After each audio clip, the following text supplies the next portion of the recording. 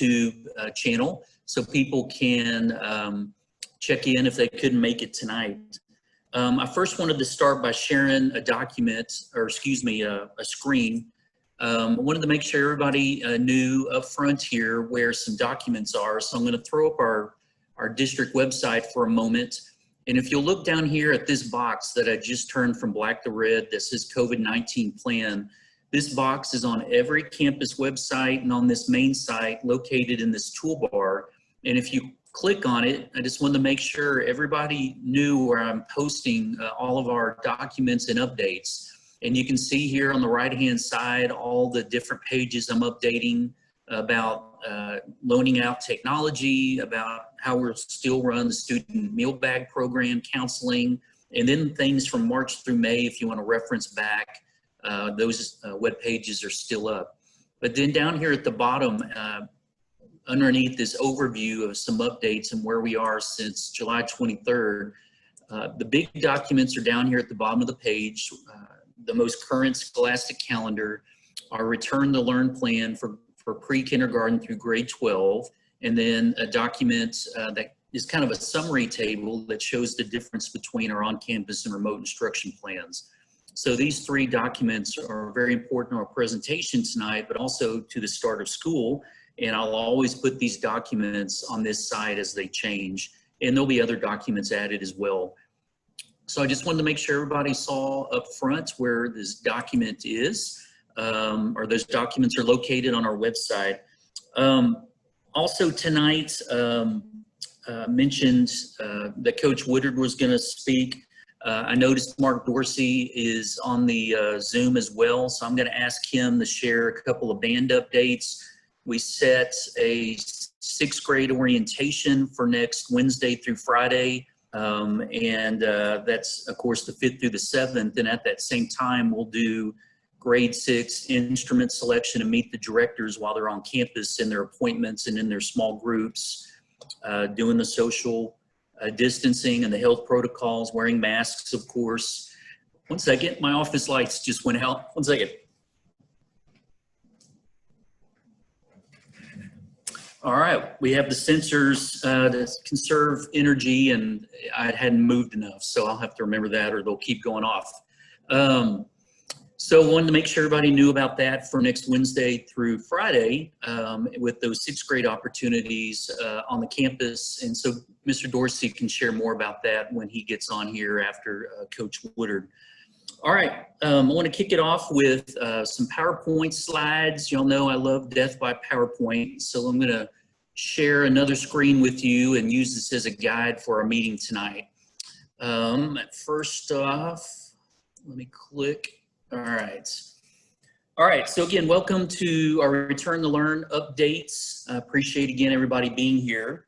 I've got updates from a recently released UIL guidance, and the district health order was going to be a big topic tonight.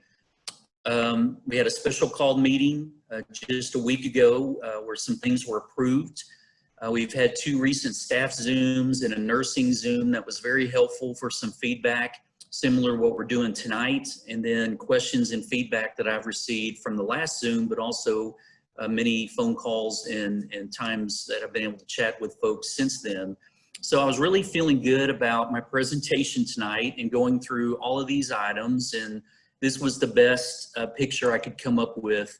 The shock and awe of this next slide. Our plan was looking good, and Ken Paxton today, the Attorney General of Texas, issued guidance on the school reopening plans that the 18 counties had recently put out as far as health orders go, and he gave us further clarification. So for not even a week, we had been working through some new things from the McLennan County Health District, and today Paxton released this, and I know many of you have probably seen this on social media and even on television or however you get your news.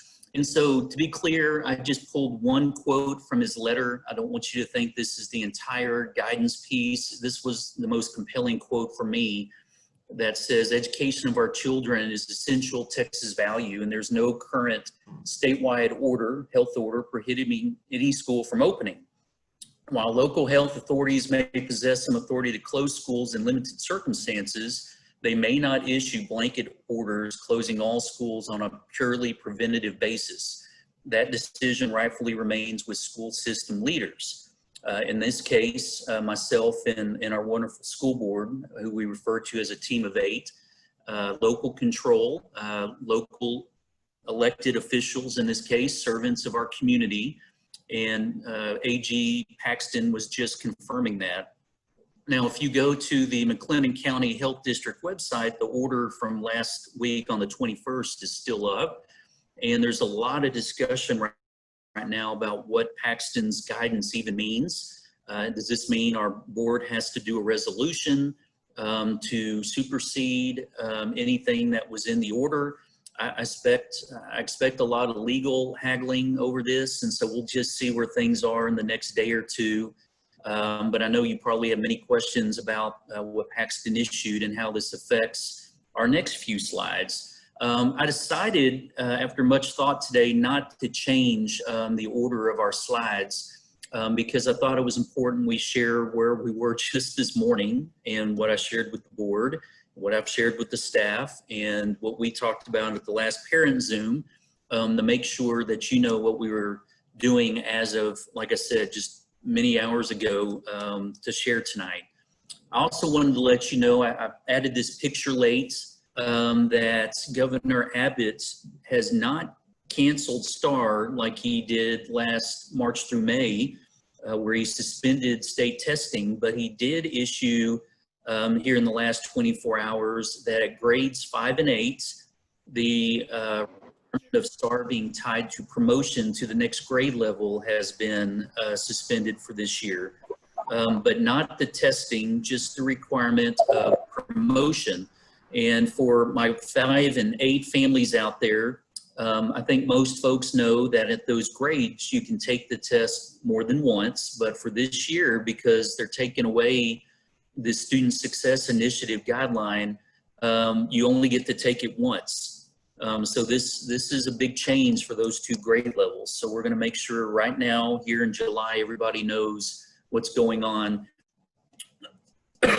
My wish and hope is that STAR is suspended again, but as of right now, it's still going strong for the spring semester. All right, so a couple slides just to make sure we're all on the same page. Again, this health order, I left this slide in because I wanted everybody to know what we were working off of, even at our last board meeting, that McLennan County said that starting back on the 21st, and again, there were 18 counties that had these orders. Several, 9 at last count, mirrored the McLennan County one. Others had other addendums, but this was the standard order out there. And it said that they were delaying on-campus instruction and all activities through Monday, September 7th, and they even had the time of 11:59 p.m. And so really they meant everything could start up on Tuesday, September 8th, after Labor Day on the 7th. It did allow for remote instruction, but again, all on-campus stuff was out. We already had the remote instruction piece in place through the Texas Education Agency, but they were just pretty much saying and reaffirming that that plan was still on the table. It delayed everything school-sponsored event and activity-wise, and even had a list of club sports fairs, exhibitions, academic and athletic competitions. So pretty much everything was off the table. It didn't matter if it was ag, volleyball, cross-country, football, or marching band. We weren't starting until September 8th. And then we had to submit the plan to the health district no later than the 21st of August and to make it public. And what I have in those bullet points is pretty much the entire health order. And you can see I cut and pasted that portion of the order there on the slide. And it only had those 3 parts to it as far as things that we needed to abide by. And so we've been working off this and doing a lot of different things in planning, specifically the Monday, September 7th. We had heard other districts were already moving to this date of September 8th, and even after hearing the AG Paxton news today, are still sticking with the Tuesday, September 8th. Mostly because, folks, we know, because it's happened a lot since June, that plans could change in the matter of a day. It's not even an issue right now of plans changing on a weekly basis. It really is literally a day or two or three. And so we're responding the best we can. I know it's frustrating you guys. I know it's requiring a lot of patience and understanding, and I can't thank you enough. I just can't fathom what you guys are going through now, being out of school almost 200 days. I know you guys are doing the best you can in trying to enjoy a summer, and not understanding fully where we're landing school in August and September. And I just wanted to remind y'all, from the CDC to the governor, to the commissioner, to local governance, especially the health authority, we're being pulled in a lot of directions. And I'm just trying to be as transparent with what I know, and I'm going to always let you guys know through many school messengers that I hope you're not deleting, and emails that are coming your way, and lots of posts to social media, in our websites. And I'm the one that sends all those. So when you see those things, know it's coming from me, and I'm doing my best to let you guys know what's going on with our district decisions every step along the way. All right, so our theme for this year is we're all in this together, and literally we are, guys. We're a family and a team on this. All right, I'm going to switch over to Coach Woodard, because I'd like for him to share some UIL updates. I know several of you guys are on our Zoom tonight to hear even some news from today and where we're heading with the health order. And I know Coach Woodard has a lot of things to share. So take it away, Coach.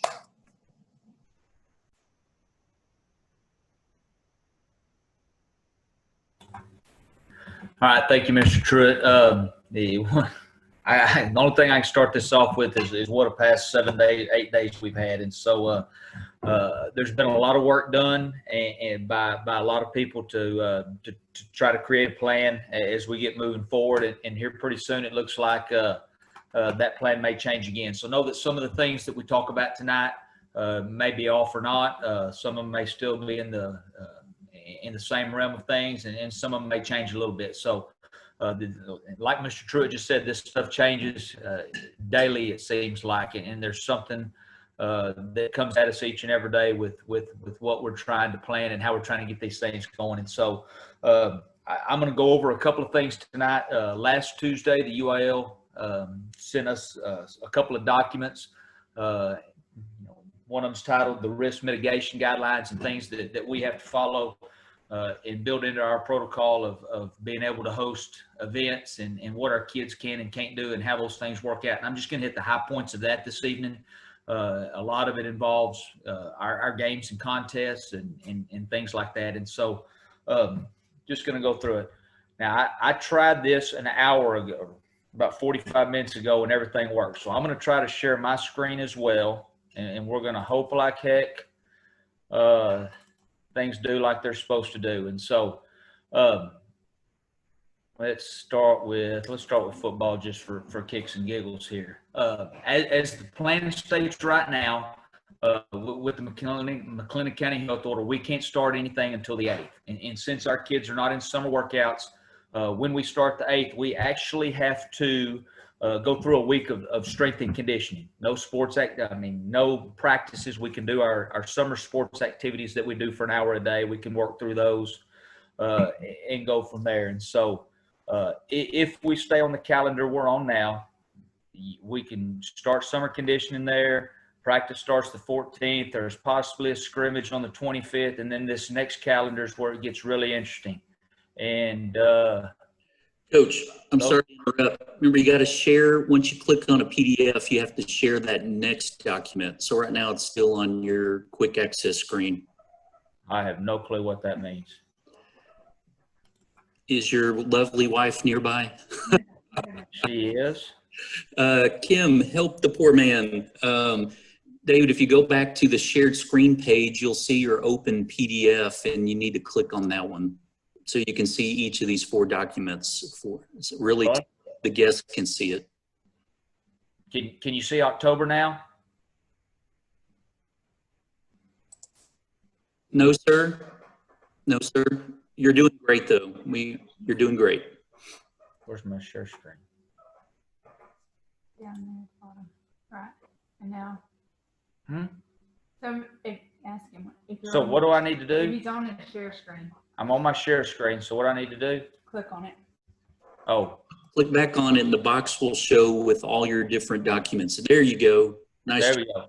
All right. Proud of you. So now I'm in. What? That's yeah. Give me a Big Chief tablet and a fat pencil. I'll be in better shape. But so October's the one that really gets crazy, and that would be as it stands right now. That would be our football schedule. And you notice it's not on Friday nights. It's a game every 5 days, and it's a really unique situation for us. And so hopefully with what the Attorney General announced today, we can kind of get back to something that's a little more normal. But as of right now, and the way things are, this football schedule is really unique. And so hopefully more information will come out once we kind of get through this next day or so. We'll have a lot better idea of exactly how things are going.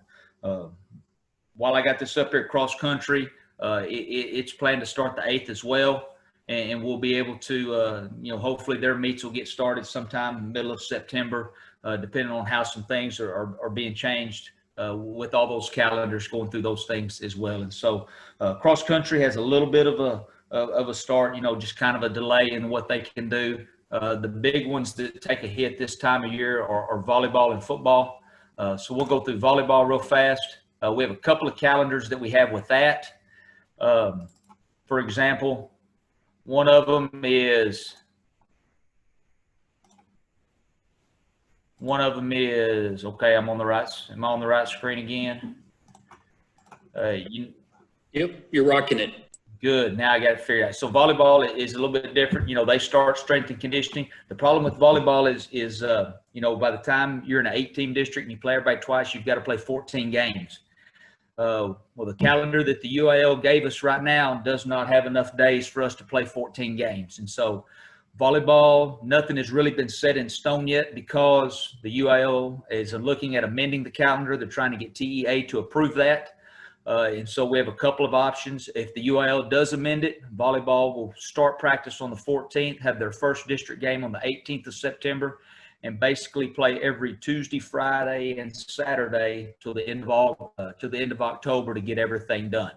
If UAL does not amend that calendar, if the TEA does not amend that calendar and doesn't approve any of that, then we'll play one round of district volleyball. And so volleyball's in a really unique situation right now with how they're handling everything. But just know that as soon as we get guidance and we get these district committees to approve everything, and the UIL gets on board with being able to get things taken care of in the manner that they need to, everything that we have right now is tentative. And so we're going to do the best we can to make sure that we go through these things as well and get as much taken care of as we can. So that's all the screen sharing I'm going to do.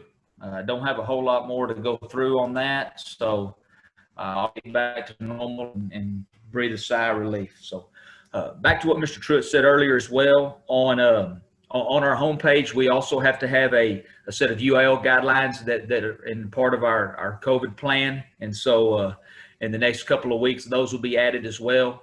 It'll deal with a lot of things of what our kids can and can't do at school, what our kids can and can't do, on buses and locker rooms, on road trips. And it's a guidance for fans and people coming to our contests as well. And so I'm going to hit a couple of those real fast and just go through some of those. A lot of them don't change from what we do right now with our summer strength and conditioning plans. A lot of them don't change from what we do right now when we enter the admin buildings and go into our high school buildings.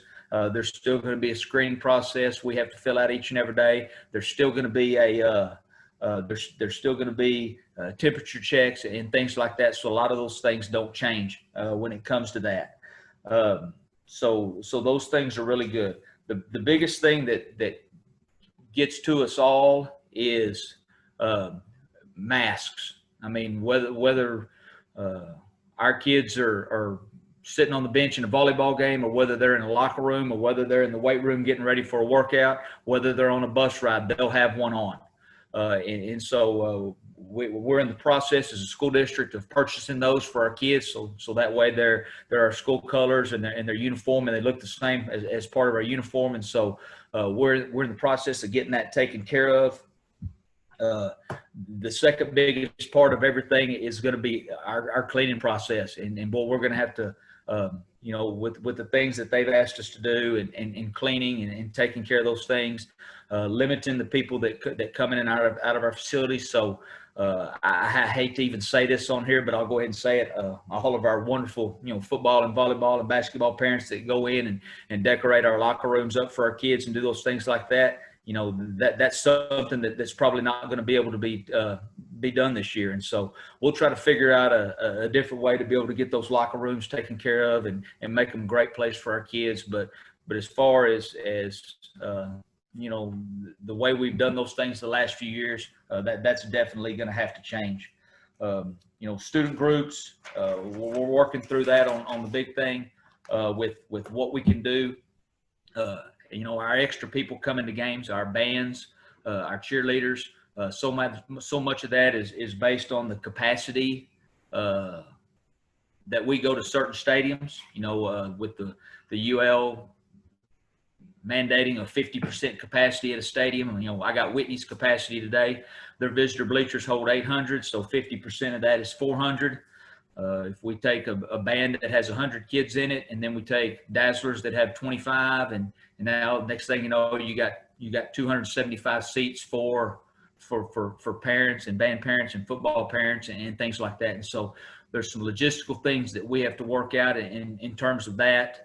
There's some logistical things we have to work out in terms of how we're going to handle tickets to be able to make sure that we don't have too many people come to a game and we have somebody drive an hour and a half to watch a grandchild play a game, and all of a sudden there's too many people there and we can't let them in. And so we're going to spend the next 7, 8, 10 days and work through these guidelines, and there's I'm hitting the highlights of a 6-page document of things that we have to do and go through. And so it really it encompasses a lot.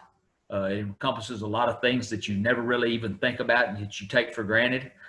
For example, when we have a timeout in a football game and all the kids come over and we pass a water bottle around, there's no sharing of water. And so how are we going to make sure that I can get 40 kids on the sideline water out of something that nobody else has shared? And so, it's a lot, and it's not something that we can definitely take care of in a day or two. And so we're really, we've started brainstorming and really talking to a lot of people about how we can handle a bunch of these guidelines and what they're doing. For example, I think Dallas ISD is talking about going cashless and being able to, you buy your tickets online before you even, 2 or 3 days before the game. And so some unique situations that we're going through that I know a lot of schools are having to work through and how we do those things. And so I posted that document. It's on our athletic website. If you go to West ISD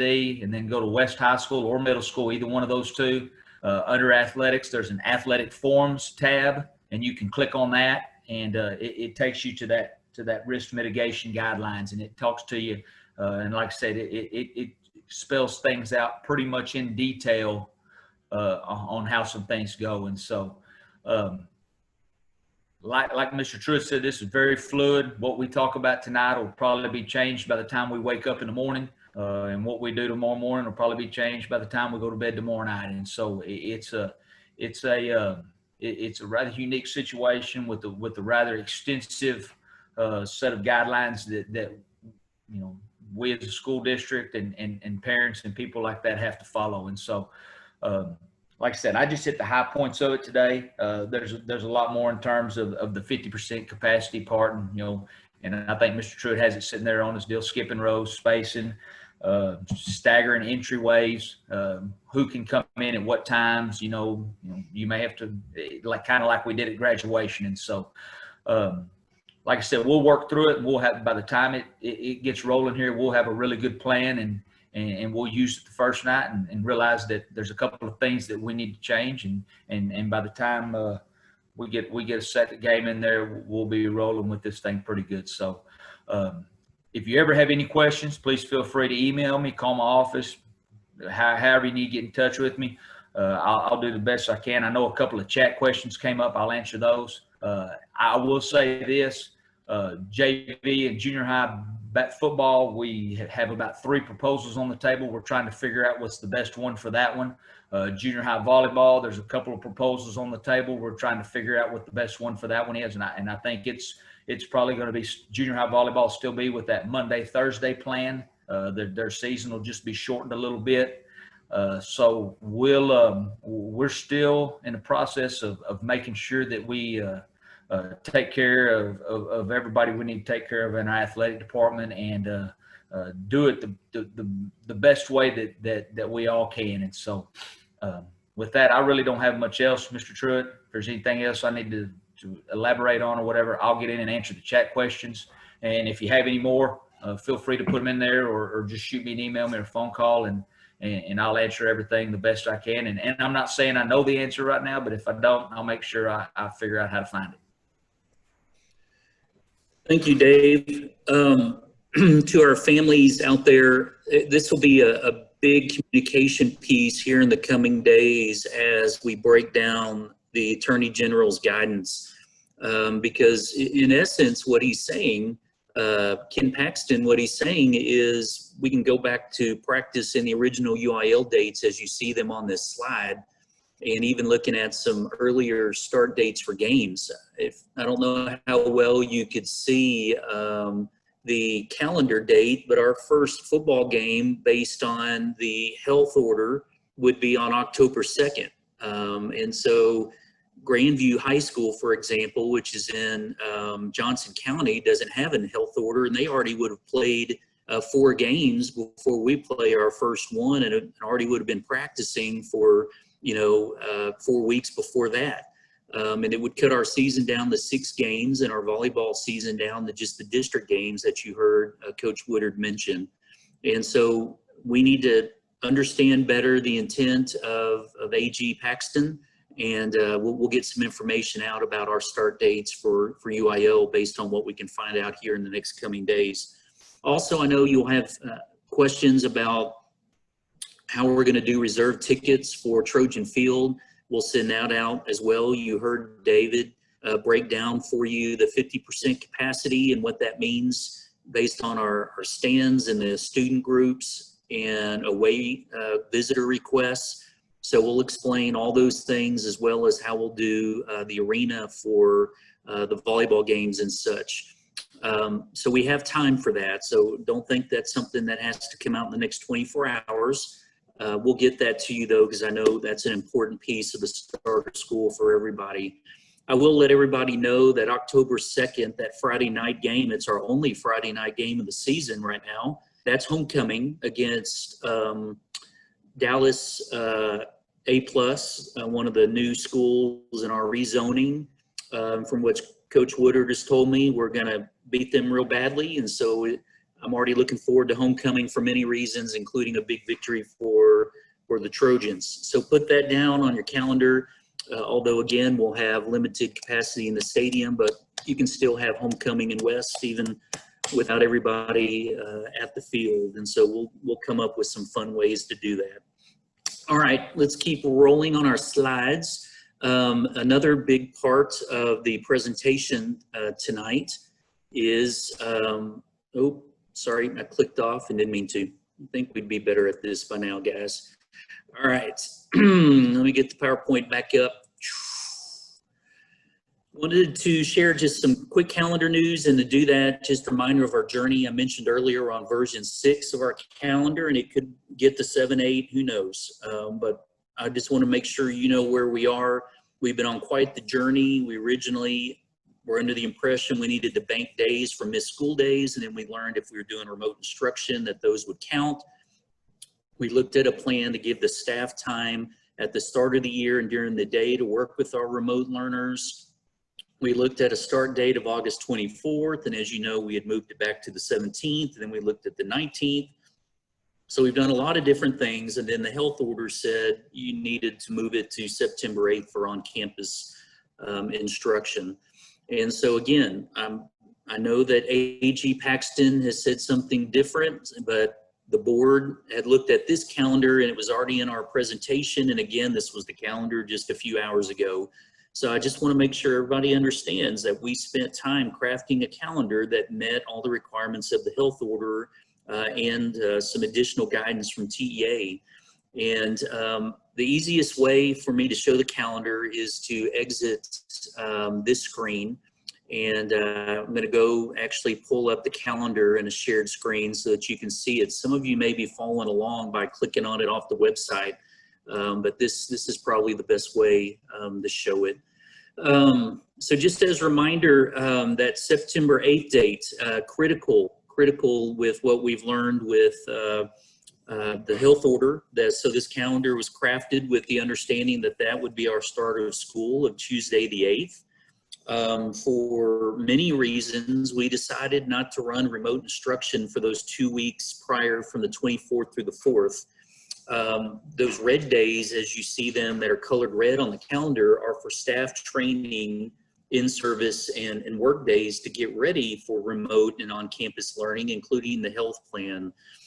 We calculated that over half of all of those days would just be training in response to what the state and the CDC has put in place for the start of school.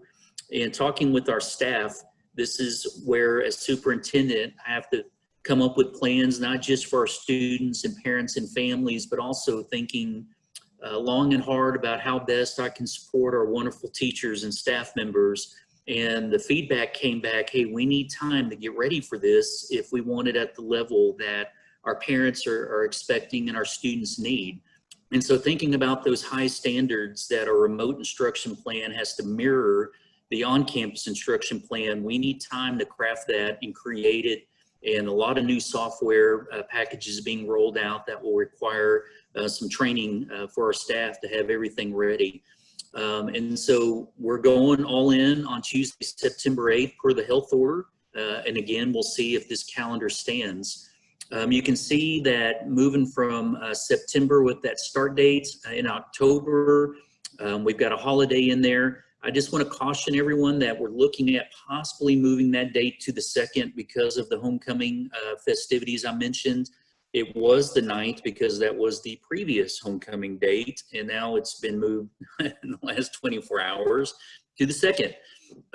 You can see the ending of the grading periods from 1 to 2 there on the 30th and the 2nd. You can see we still have a week at Thanksgiving, and you can see the full 2 weeks in December heading into January. You can see the grading period number 2 leading into 3 will end after Christmas in order to have equal grading periods of an average of 40 days. You can see MLK Appreciation Day, President's Day in February, the full week still for spring break, the ending of the 3rd and 4th grading periods, Good Friday there for Easter. You can see some purple star testing.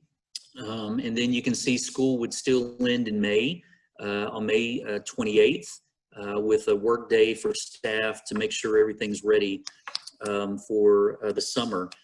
I get asked a lot about graduation on this calendar. Obviously, with where school's ending and having to get in the days and the minutes, even for our seniors, we would look at Memorial Day weekend there, that 28th, 29th. And so right now, this is the calendar that's in place that the board's reviewed and approved. It, again, met all the guidelines that we knew of at the time that it was approved. There's a lot of things we like about it as a district in the sense that it provides the students and staff the time they need in each grading period, also front-loaded with the pieces with the training and all the new COVID-19 health provisions that we have to make sure that are in place and ready to go. It does have 5.5 days in case we're out for any reason when school's shut down by the health department. If for some reason we have to continue school, we'd have to go into June, starting there on Tuesday the 1st.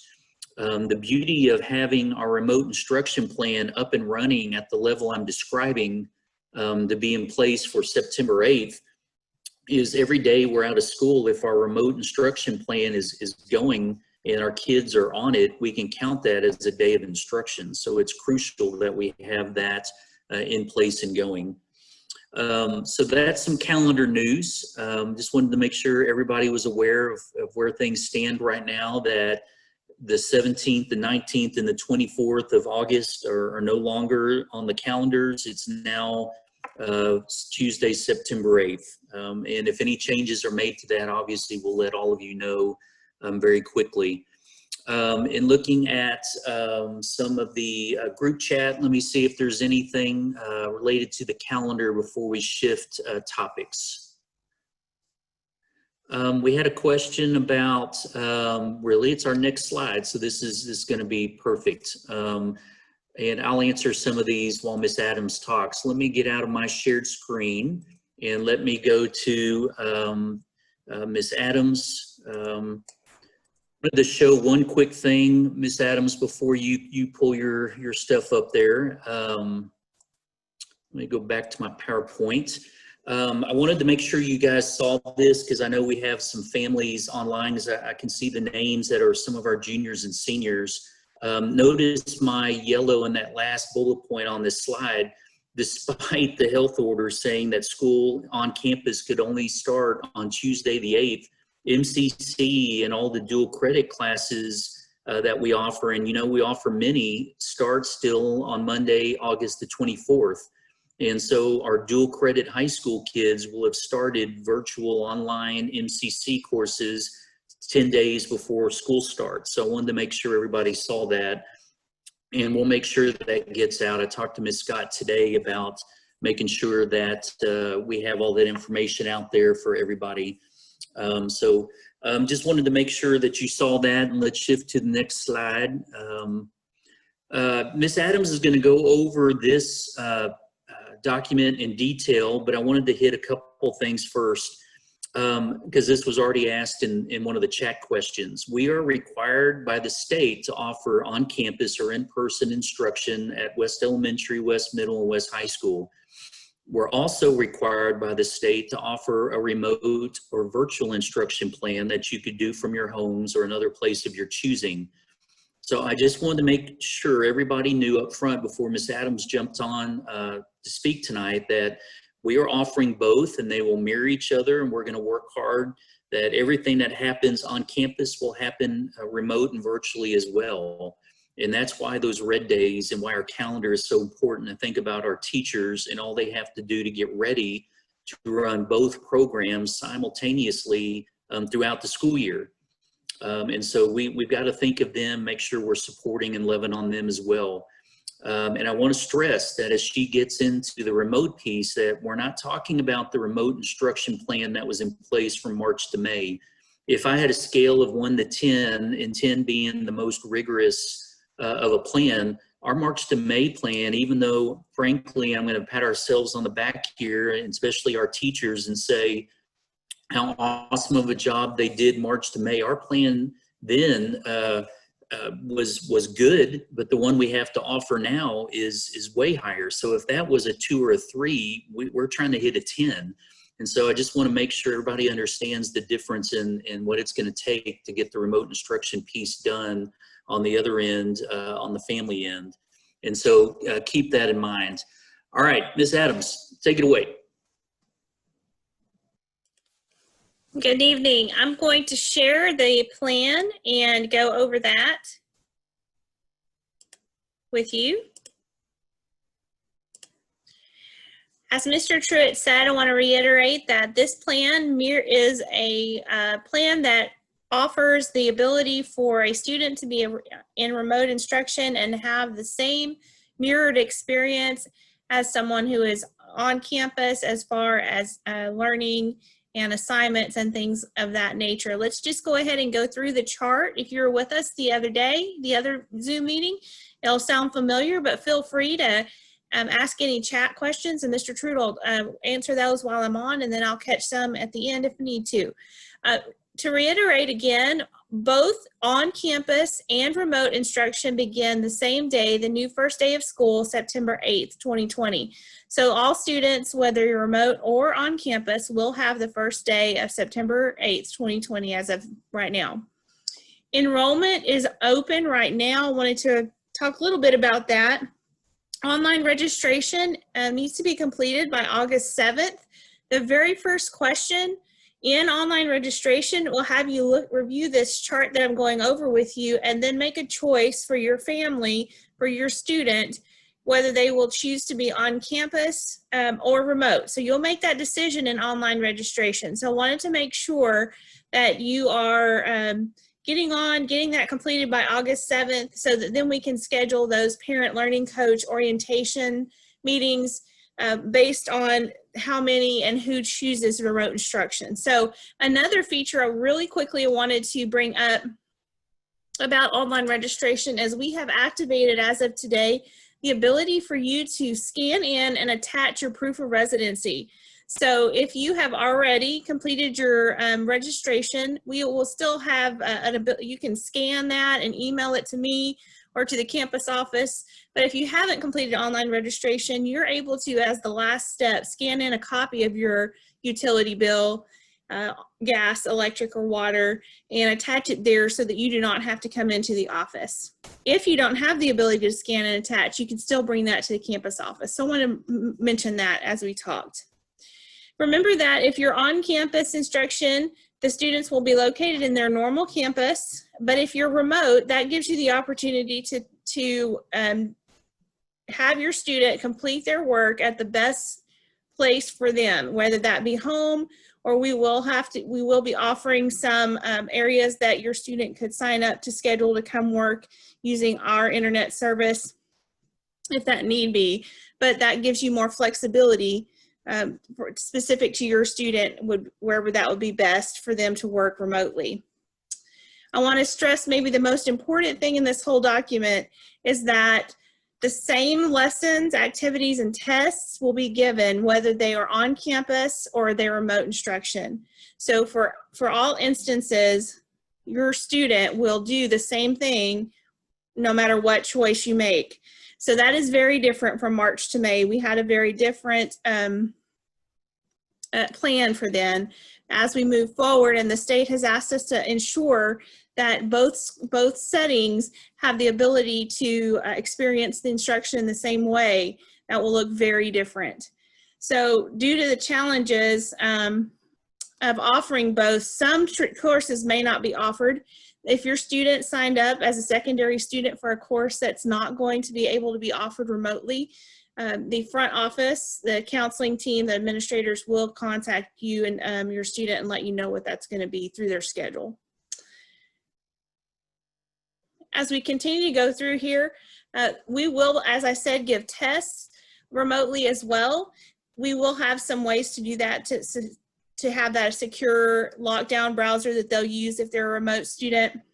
However, STAR testing will have to be done at a designated testing site. So that is one thing that even if you choose to be if you want your student to be a remote instruction student, they would have to come to the testing site in order to complete their STAR whenever it's scheduled, either in December for EOCs for high school or in the spring for all other grades 3 through 8, and also high school EOCs at the end of the year. Remember that when you sign up for remote instruction, that's going to include a video-based lesson daily from the teacher of the course. It will also include all activities virtually, online assignments, tests, all of that will be run through our Schoology learning management system, which is available for pre-K through 12, and will be part of our training for our learning coaches on how to help their student manage that system and be successful. Remember that, as I mentioned earlier, some courses are not as remote instruction friendly, so they'll have alternative choices for students that may have chosen a course that cannot be offered. We also have a program called Edgenuity that has the ability for us to offer some different courses that may not be our typical on-campus course to fill some of those gaps for things that we may not can offer, such as certain fine arts, agriculture, CTE. One wonderful thing except for the very few courses that I just talked about in Ingenuity. One wonderful thing about both situations, remote instruction or on campus, is that our teachers, our certified teachers in West ISD will be providing that instruction and be grading, and your student will still get that experience with a West ISD teacher, whether you choose on campus or remote. Of course, you'll see differences in schedule if you choose remote rather than on campus. On campus, of course, will be our typical schedule that you see here on the document. However, our remote students may work any time throughout the day. They need to be online in our LMS, our Schoology system. The amount of minutes you see on the chart here, 180 for pre-K and kinder through grade 5, and then 240 for grades 6 through 12. However, they will be on doing schoolwork more minutes than that allotment. That is the time they need to be online. That does not account for reading activities, flashcards, doing their homework. And so although those minutes look shorter than what you see on the left for on campus, they will still need that time. It'll be a longer commitment than you see there for them to be able to finish all of their daily work, homework, reading, and practice. So I just want to make sure that we talked about that a little bit, because we have had some questions about the small number you see there. But that's the amount that we would like for them to be online in our system for attendance. Please note that that's tracked through the Schoology system, and that's why I mentioned that the online portion is because when you log in, when your student logs in, it will track how long they were on time, in the system, and then it lets us know when they log out and if they were idle or participating during that time. One very important note is that if you do choose for your student to be a remote instruction student, your student is committed to that for the length of a grading period. There are 3 times which you can move back on campus from remote, and they're listed here in this document. Basically, it's when a grading period changes, but the specific dates are in this document. Please also know that all accommodations for any qualified student group will be provided to your student, whether they are remote instruction or on-campus instruction. Some of those will be done in a live situation. For example, our dyslexia students will likely have a live tutoring session with their dyslexia teacher on a daily basis, whether they're in remote instruction or on campus. Other things will be asynchronous, where your student is provided accommodations through their special education teacher or other student program in order to provide the accommodation, whether you're remote or on campus. We will 100% provide those, whichever choice your family makes. Extracurriculars have been talked about quite a bit tonight. I just want to reiterate that if you choose for your family that remote instruction is the best path moving forward, that those students may not participate in any in-person or on-campus sponsored UIL program or other extracurricular event. So that is a big decision for each family. I just wanted to make sure that we clarified that we will be participating in those events on campus, but your student is not eligible to do that if you choose remote instruction. Moving to software and hardware, we do have all the digital materials that we use on campus available remotely as well. So both situations will allow for your student to use all the software that we purchase for the district, and it's provided to both scenarios, as well as hardware at elementary. If you're on campus, we do have the use of 10 Chromebooks in each room, and at middle high, we've really celebrated that we're getting 1 Chromebook per student. So each Chromebook will be issued each student will be issued a Chromebook sometime in September, which is going to be a huge help whether you're remote or on campus. That is going to be a very important part of participation and learning this year. And so we're very excited about that. And then we'll continue to review elementary and that technology plan and do what we need to do to make sure our students have what they need. a family without a device prior to getting a Chromebook from the school when those come in, if you don't have a device and you choose remote learning, we will provide that for you for checkout to borrow. And that is also a question on the registration that you can let us know if you have internet, and you can also let us know if you need a device on the online registration process. So be sure to fill that part out in the student verification information. On-campus grading and remote instruction grading will follow the same policies that are listed in the Grading and Reporting Guidelines Handbook on our website. That's being updated for final date changes and things like that, but all of the policies will apply to both remote and on-campus situations. Attendance for remote, like I mentioned earlier, will be taken through the recorded activity on Schoology, as well as teachers will check for progress in their students on a daily basis. Because whether your student is a remote instruction student or an on-campus student, truancy policies do apply.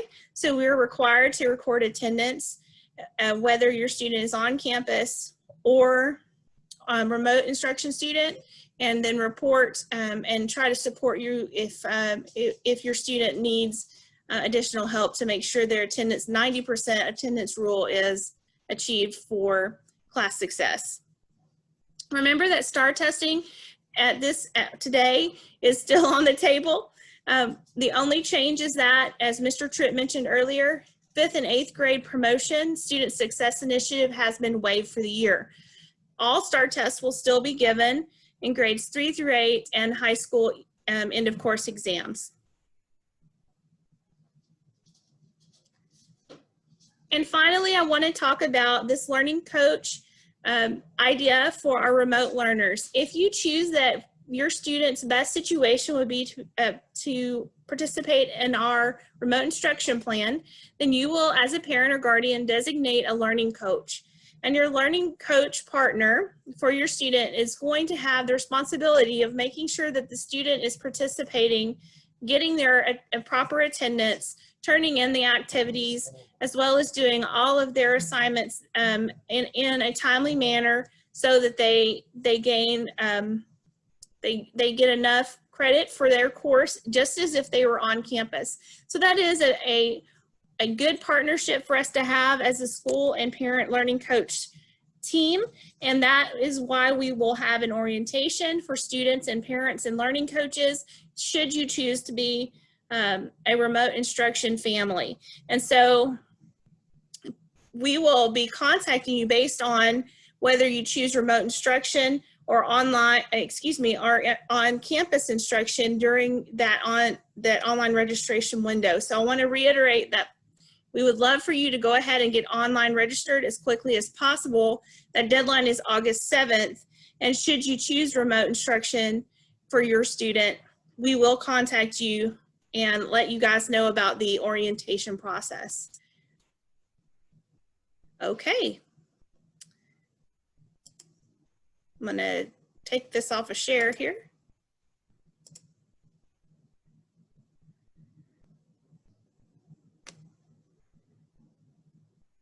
Mr. Truitt, let me look at these chat questions, or if you have anything to share. I've been answering the best I can. Let me run through a few of these. I know probably most of you are looking at the chat feature, and we're getting a lot of really good questions, so keep typing them in. I just was trying to answer the question about if a family who's choosing remote instruction needs a device. We do have devices to check out. We also have a procedure with hotspots. We're a team on this, and we know we need to assist with some of those things. And glossed over when Amanda's presentation there is also remember the great news that this year, again, all 6th to 12th graders will get their own Chromebook. And so really we're talking about devices being checked out for elementary if they're in need, because we're going to provide a device for all middle school and high school students here in September. So that's great news and something we should celebrate as a community, and I appreciate our board support on that. I got asked about the ratio of choosing remote learning. The challenge there is it's question 1 on our student registration process, and you've seen some of my announcements about we need to hear from you because new and returning both have to make sure that all their stuff is in, and the question that you get asked first is which avenue are you thinking of going for the first day of school? So as of yesterday, we had 296 entries in Skyward done, and 59 had chosen remote learning, with over half of those were elementary. And so very few at the high school and middle school. But those numbers can change. Remember, we're missing 1,200 responses, so that number could go up. And so we need everybody to take care of that so we can see where we stand. All right, I'm going to keep rolling with a few more slides. I'm going to let Ms. Adams take over my chat, and I've got a few more things to show you. Just as a reminder, and thank you again, Ms. Adams, for presenting. That is the meat of our presentation. We want to make sure everyone's educated on the differences and the similarities between the on-campus and remote instruction, so you can choose what's best for your family. Some updates to the health plan. There's some brand new CDC guidance on close contact if there's a suspected or confirmed case of COVID on the school campus. And so we're going to need to update our documents to reflect that, along with the quarantine guidelines of 14 to 10. Also, the 2 negative tests before a staff member or student can return to campus. It's been reduced to 1 in the guidelines, and so we've got to make sure our guidelines reflect what we're receiving from the CDC and the health department, confirm these 3 things as well. We did add face coverings at grade 3 after doing a survey of the staff in grade 3 and below.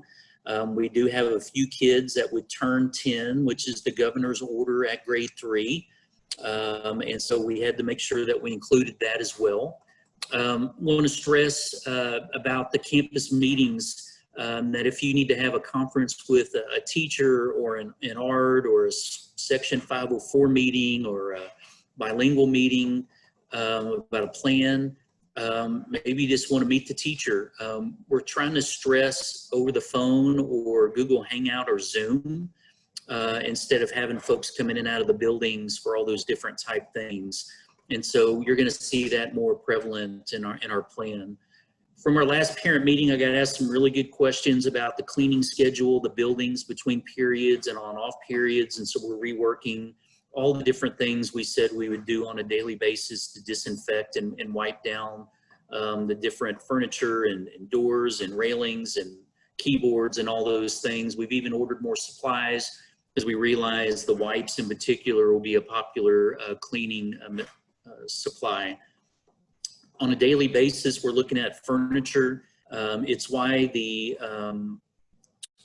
registration process is so important, because the class list at elementary and the master schedule at secondary will dictate the social distancing plans we have for the different classroom spaces.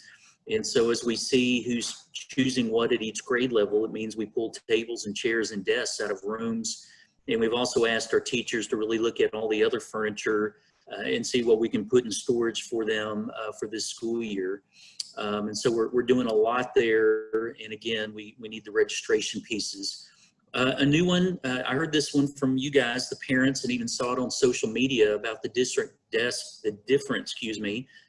and table dividers that are out there. And we're looking at some options for our classrooms for those as well.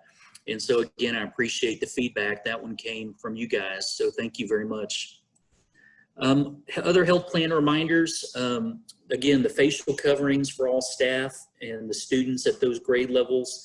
I do want to warn any parents that are grade 2 and below that we could have a staff member or a student for a personal or even medical reason that we have to expand our mask programs down to those grades. And of course, all visitors. We're even doing that right now during our summer hours. Temperature checks and health screenings are required for entry to our buildings and our buses. We have the devices and the plan and the stations and everything ready to go. And so we're going to accept the challenge of doing that on a weekly basis, when I know many districts are only doing the screening or a temperature check 1 day a week. And so we've learned from you guys again that that's important, and we're going to make sure that's a part of our plan in West ISD. I got asked in the chat about our bus transportation pieces. We're doing the temperature checks and health screening before they board the buses. We're doing masks for all students on the buses. We're going to have cleaning supplies and a hand sanitizer. Of course, the driver will wear masks and gloves as well. We're going to sit 2 per seat, and depending upon the route, we're going to do our best to do 1 per seat and even look at spaced out seating. A big one, and why I included it on this bullet point, is think about the situation where I just described the temperature check at the bus before they board it. If they have symptoms and they have to go home, you can see that we've got to have someone at the stop to make sure the kids get home safely, because they cannot board the bus if they answer yes to a screening question or have a temperature. And so that is a huge change for our families, and we really need your support this year on that one. I'd also like to add that I've had a long talk with our 4 assistant principals here in the last week, and our student code of conduct has been beefed up for removal from the bus, because this is not a year to misbehave and play around or cause unsafe behaviors or situations on our school buses. And so riding the bus is a privilege, and we're going to make sure we take care of those things to protect not just our drivers, but all the kids and families as well. We're ordering the PPE materials for staff and students on a daily basis as we come up with new ideas and ways that we can sanitize our schools. No visitor access, virtual meetings I already mentioned, having our suspected and confirmed cases for reporting, notification, care, and reentry protocols already. That is a 2-page piece in itself in the Return to Learn plan that I showed you where it's posted. We're not going to be able to do field trips or overnight trips, and we're not going to open our facilities for public access or rental. At this time, I'm going to shift back to the chat piece, and I'm going to let our meeting end with our 2 principals. I know we're already past an hour, but I hope this is really good information for everyone. I hit the big health protocols for all district facilities, but I wanted Mrs. Cosda, our elementary principal, Mr. Clander, our secondary principal, to share some additional things about arrival to dismissal so our families could hear what we're doing on both campuses. All right, so take it away, Mrs. Cosda.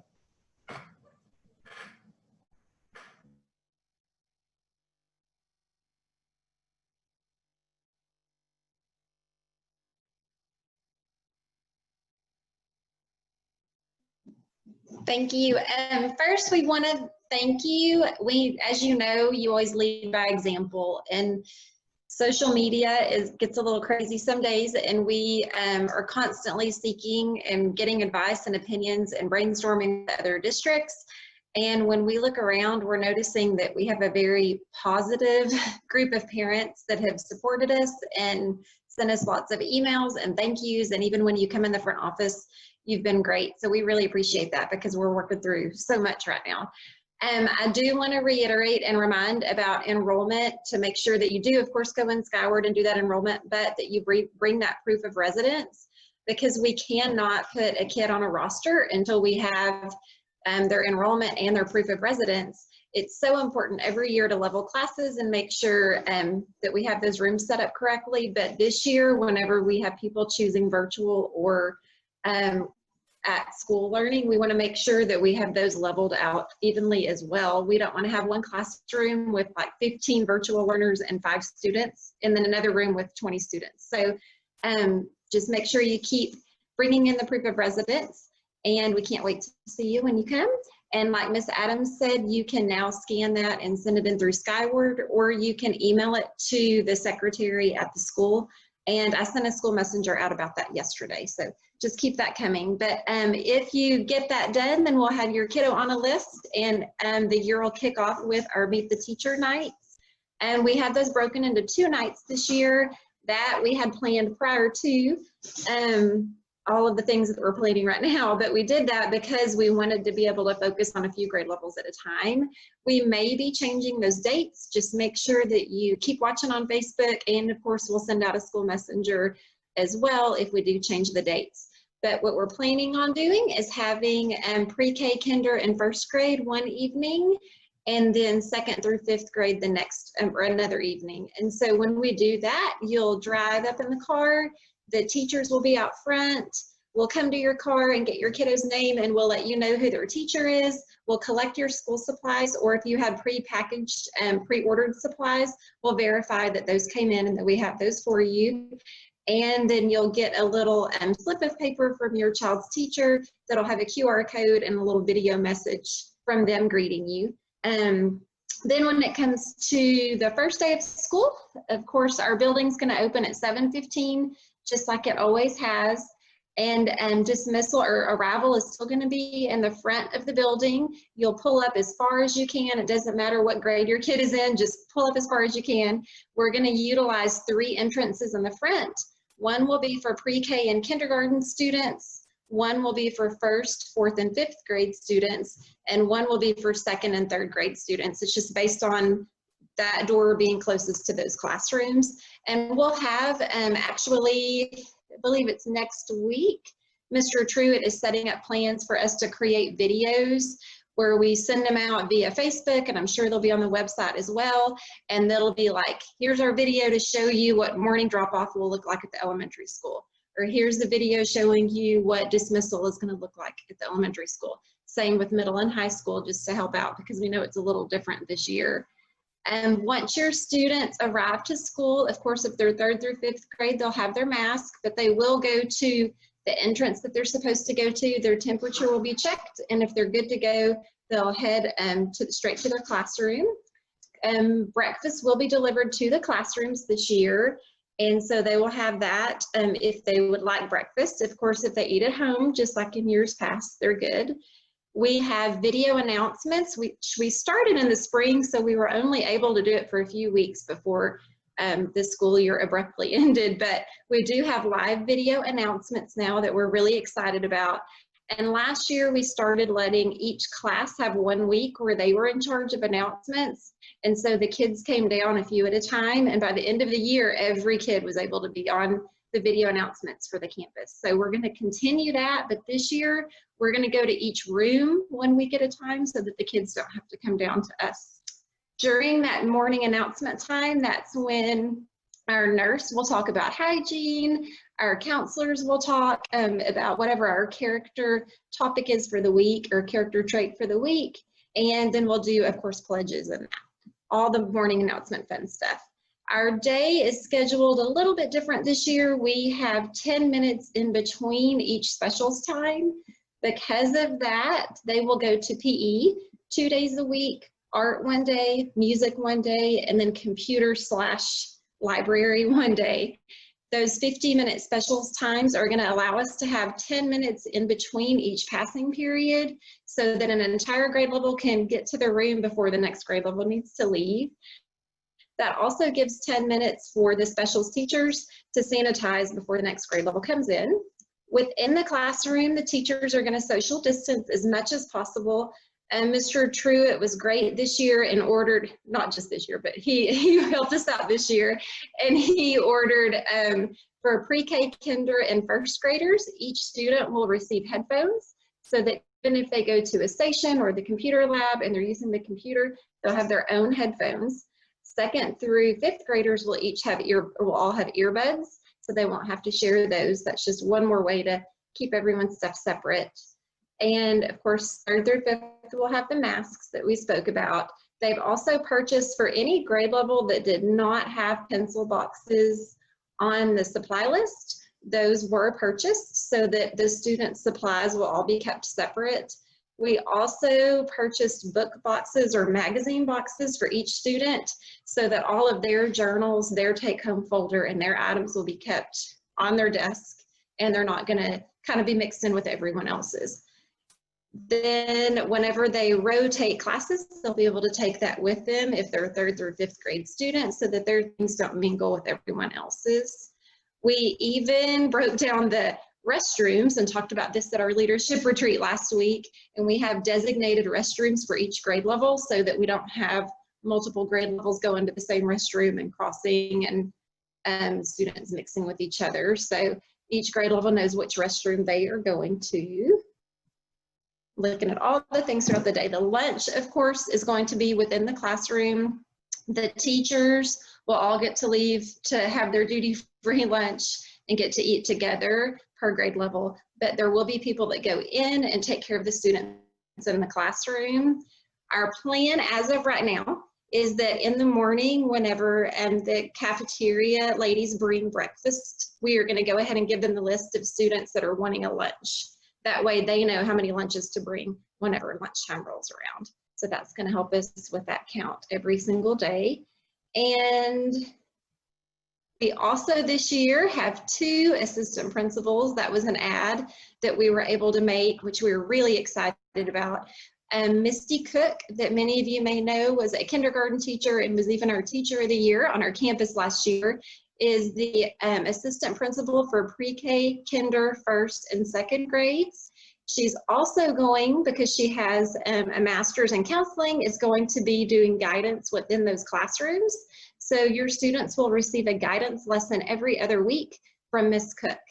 Then we have Miss Sexton, Leanna Sexton. Many of you may know her. She graduated from West, and she was a teacher here prior to now coming back to be an assistant principal. She's going to be the assistant principal for 3rd, 4th, and 5th grades.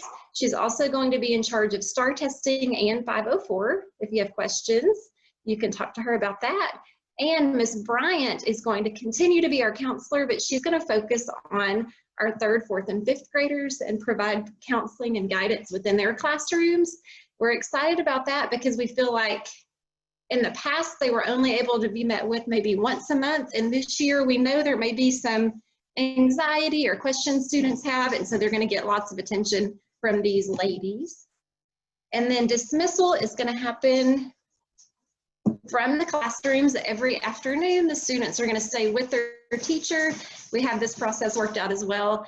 They'll still be dismissed in the back, but our process is a little different because we don't want to hold the students in the gym and music room in the afternoons. And Bess will still be dismissed from the front. After school care has come up a couple of times. I've seen that question, and we will still have after school care. That's not something we're not going to offer. And the YMCA is still willing to be our after school care. We're just making sure that that's still the best option for us, and we're seeking and looking at other options to make sure we do what's best for our kids. Trying to think if is there anything else, Mr. Truitt, that I missed from the school day?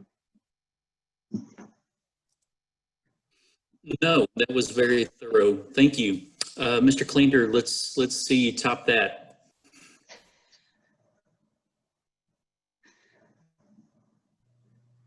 Well, you know, it's always hard to follow people that do such a great job, so I'm going to have to make mine a little shorter because Coach Woodard said, come on, we got to move. We got to move. So a couple of things just to tag on to what Ms. Costas said.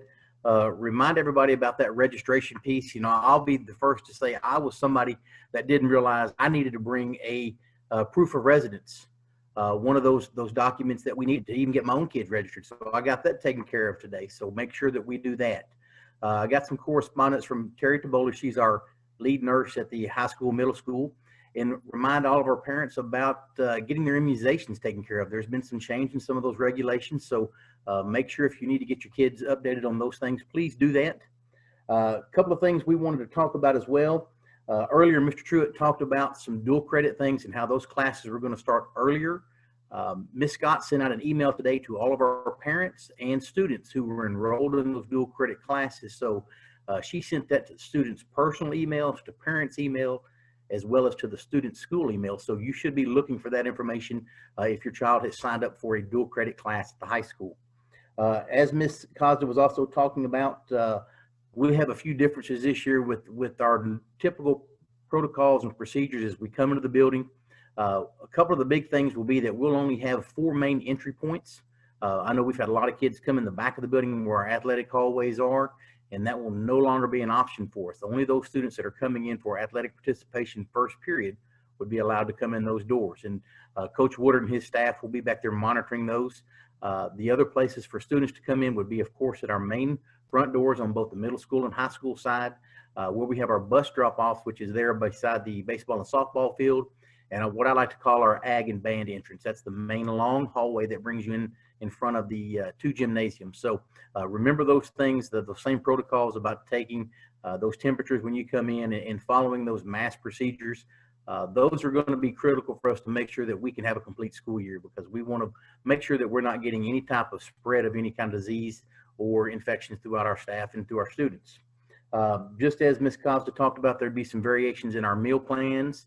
Our breakfast opportunities this year, we'll still have the cafeteria open for students to pick up their meals, but what they'll do is they'll go directly to their first period classes. They won't be staying in the cafeteria until that first bell rings. With our lunches this year, we do have 4 lunches. We'll have 2 middle school lunches and 2 high school lunches to reduce the number of students in there at one time. We will assign those by grade levels in our middle school, and it will be by teachers in our high school. So make sure that when we get our schedules, those will be some things that will be noted on that. Speaking of those schedule pickups, just as Ms. Kovza talked about, we will get that date out to everyone, but we'll have a night when we can come in and pick up our middle school schedules as well as our high school schedules, so that maybe we can reduce the amount of trips parents have to take, and we'll have that stretched out over a long enough period of time so that everybody has an opportunity to come by and get those.